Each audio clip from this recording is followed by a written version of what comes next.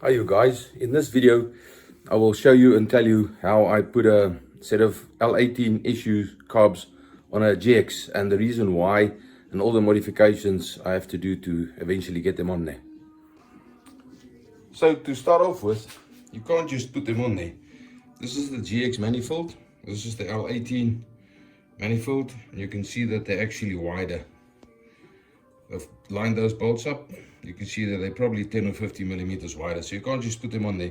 The linkage is not going to work, and also the back plate is not going to work. Second thing, because they're wider, the back plate won't fit. You can use the GX back plate if you have one. I don't have one, so I had to use this.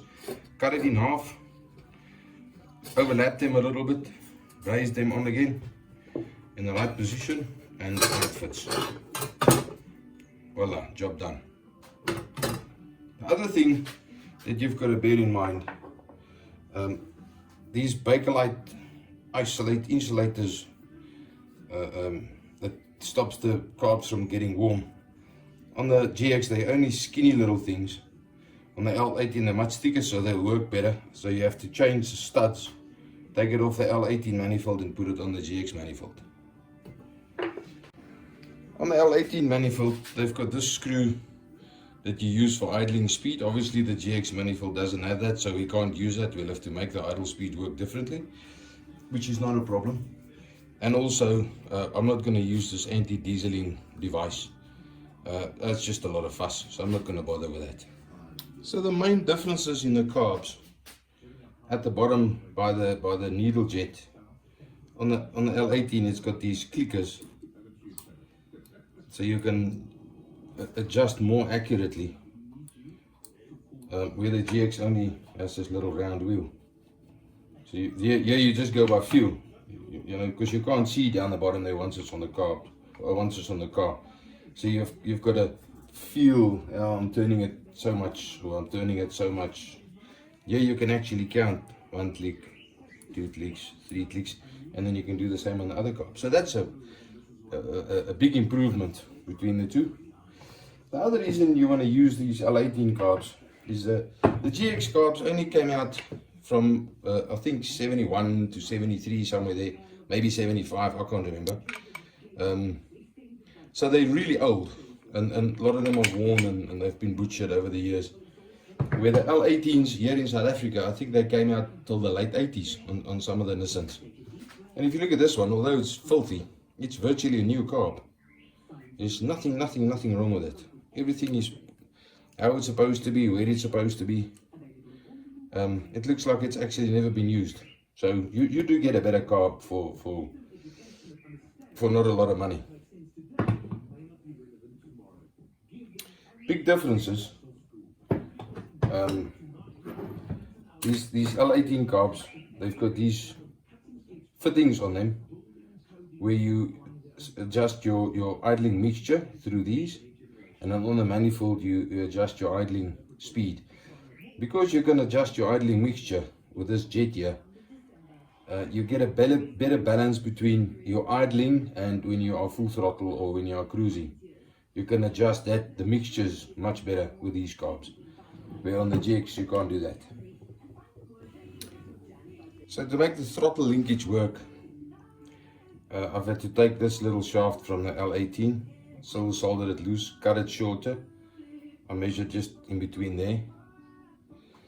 Silver soldered all this loose, and this came from a old Renault carb, I think. So I have to now silver solder all that in position for it to work. To do that, you have to put your carb springs in to make sure that your butterflies are both closed, and also you have to check that these butterflies are properly closed. When you blow on there, no air must go through. That's how they come from the factory, so just check that both of them are like that.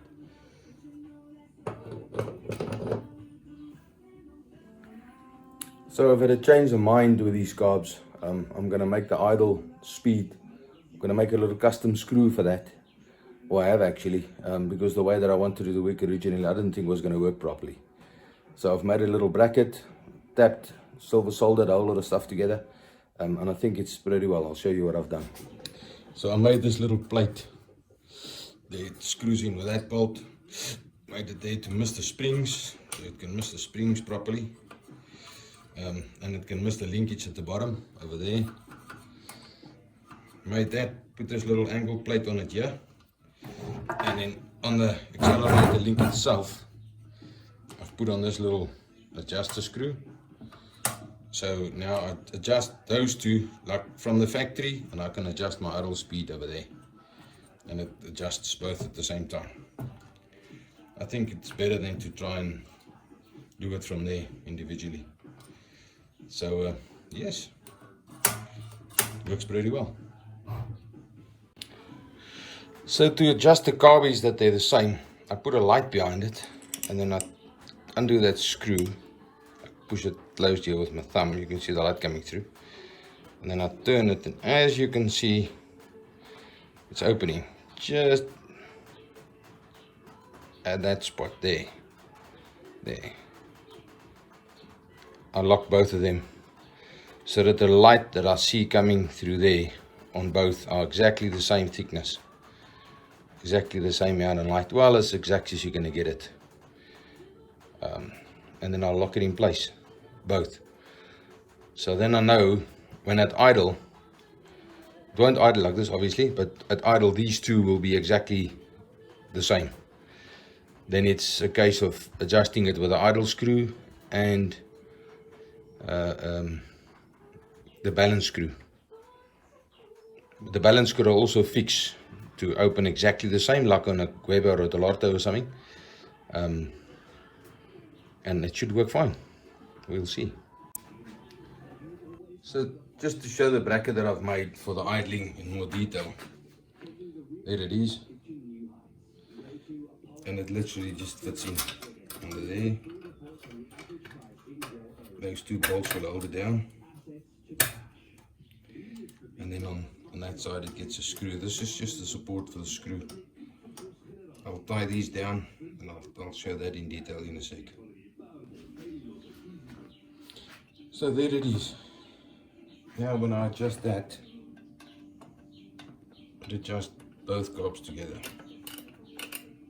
So I've set the two screws on the butterflies to close exactly the same. I've adjusted the balance screw over there to open both exactly the same as if it was one single shaft, and then over there I will adjust the idle speed. So all I need to do now is put them together and test them on the vehicle. We'll see how it goes.